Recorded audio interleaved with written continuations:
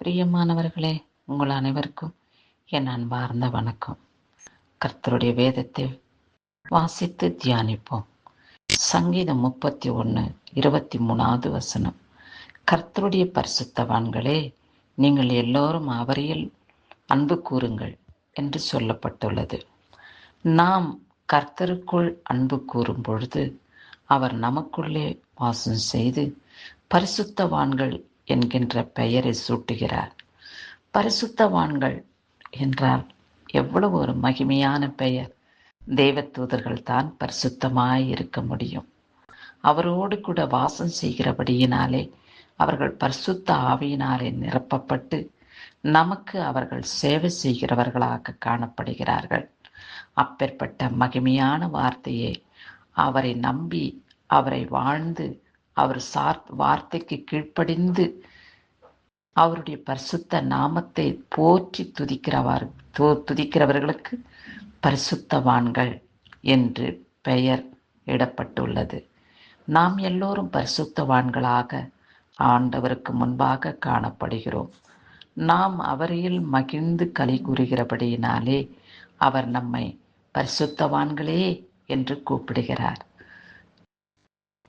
அவருடைய மகிமையினாலே நிரப்பப்பட்டு அவருடைய வல்லமையினாலே அபிஷேகம் பண்ணப்பட்டு அவருடைய ராஜ்யத்துக்கு சித்தமுள்ளவர்களாய் வாழ்ந்திட பரிசுத்த ஆவியானவர் நிமித்தமாய் நாம் அபிஷேகம் பெற்று பரிசுத்தவான்களாகவே பரலோக ராஜ்யத்திலே நாம் வாழ்ந்திட நிலைத்திருக்க இப்பேற்பட்ட மகிமையான பெயர் நமக்கு சூட்டப்பட்டிருக்கிறது. எப்படி பரிசுத்தவான்களாய் நாம் வாழ முடியும் என்று நாம் பார்த்தோமானால், வேதத்தை வாசிக்கிறதும் சங்கீத பாடல்களை நம் நாவினாலே துதித்து அவரை மகிழ்ந்து களி கூர்ந்து பாடுகிறதுமாகவும், பலருக்காக ஜெபிக்கக்கூடியவர்களாகவும், நாம் ஜெபிக்கிற நாம் அனைவருக்கும் சாட்சி உள்ளவர்களாகவும் நிலைத்திருக்க வேண்டும். கர்த்தருடைய சித்தத்தின்படி நாம் வாழ வேண்டும். அவருடைய விருப்பத்தின்படி நாம் செயல்பட வேண்டும். அவர் இருதயம் என்ன என்று நாம் அறியோம். ஆனால் பரிசுத்த ஆவியானவர் நம்மை உணர்த்துவார்.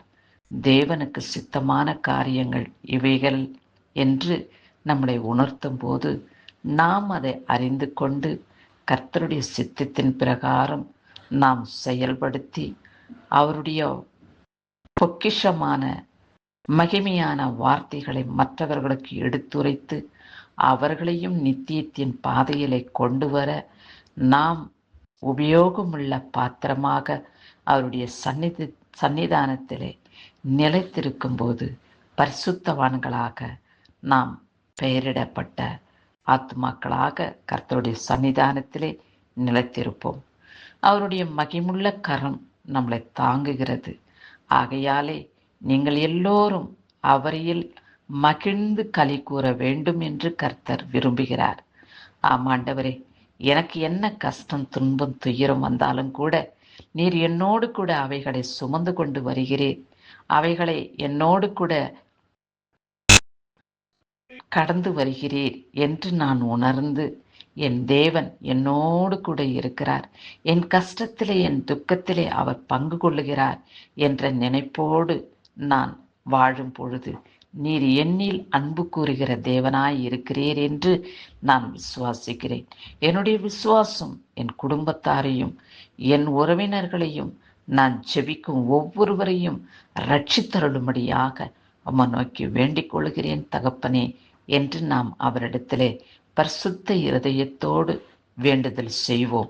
அந்த வேண்டுகோளை கர்த்தர் நிச்சயமாய் ஏற்றுக்கொண்டு பதில் கொடுத்து உங்களை ஆசீர்வதிக்கவே ஆசீர்வதித்து காத்து கொள்வார். இந்நாளிலே பிறந்த நாளையும் திருமண நாளையும் கொண்டாடுகிறவர்களை கர்த்தர் ஆசீர்வதிக்கவே ஆசீர்வதிக்கிறார் என்ற எண்ணத்தோடு மகிமையுள்ள கரம், அவருடைய வல்லமுள்ள கரம் நம்மளை தாங்குகிறது என்று உணருங்கள். ஒவ்வொருவரையும் கர்த்தர் ஆசீர்வதிக்கிறார்.